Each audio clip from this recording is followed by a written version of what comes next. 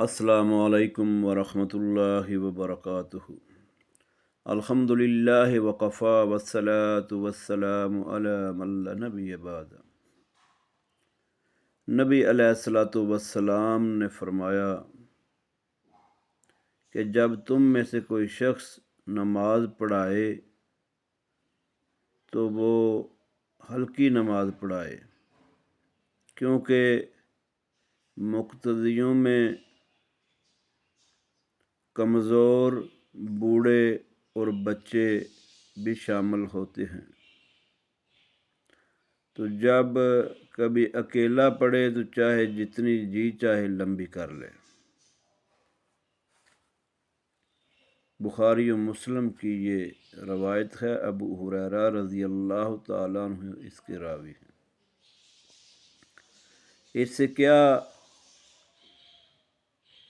نتیجہ اخذ ہوتا ہے کہ نماز میں قرات چھوٹی کر لے، چھوٹی صورت پڑھ لے یا چند آیات پڑھ لے، رکوع و سجود، قوما و جلسہ اطمینان کے ساتھ ہی کرنا ہے۔ یہ نہ ہو کہ آیات تو زیادہ پڑھے، قرآن کی تلاوت تو زیادہ کرے، مگر رکوع و سجود میں جلدی کر دے۔ جیسے کہ بعض دوست تراویح میں نماز تراویح پڑھتے ہوئے ایک ایک رکوع کی تلاوت کرتے ہیں تیزی کے ساتھ، پھر وہ جو ہیں ارکان نماز کو بھی بڑی جلدی جلدی ادا کرتے ہیں۔ ایسا عمل درست نہیں ہے، کیونکہ نبی علیہ الصلاۃ والسلام نے فرمایا جس کا قوما و جلسہ درست نہ ہوا، یعنی رکوع و سجود صحیح نہ ہوا، اس کی نماز نہیں۔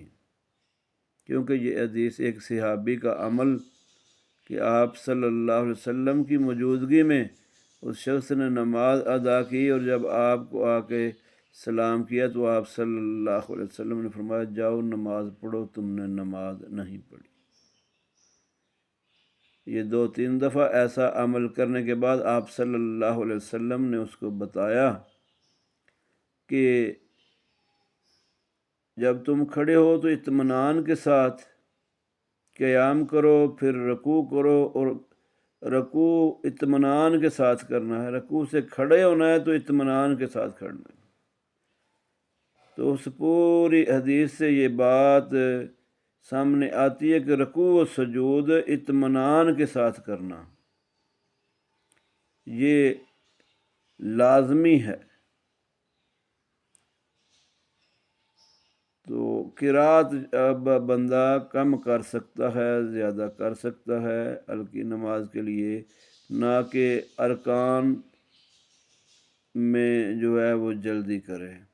اللہ تعالی ہمیں رسول اللہ صلی اللہ علیہ وآلہ وسلم کی فرمان پہ عمل کرنے والا بنائے اور آپ کی اطاعت میں زندگی گزارنے کی توفیق عطا فرمائے۔ السلام علیکم ورحمۃ اللہ وبرکاتہ۔